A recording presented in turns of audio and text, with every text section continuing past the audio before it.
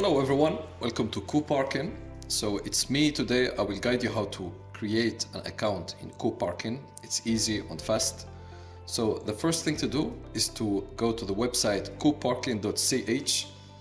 So just a reminder, CoParking only functions in Switzerland for the moment. So the first thing to do is to go to My CoParking, click on create an account.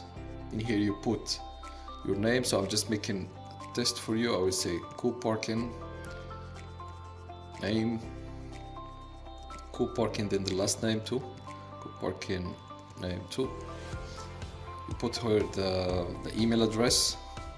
Then for the password, we advise you to make a strong password mixed between numbers, alphabetics and characters. So put this, and we click sign up now. So after you will receive an email, probably in your main inbox, or you can check on the spam as well. So you click verify your account, then you click on verify my account, and that's it. Easy, fast. Then you go to login, to make sure that it works. You type the password. And here we go. Thank you so much. Have a good day.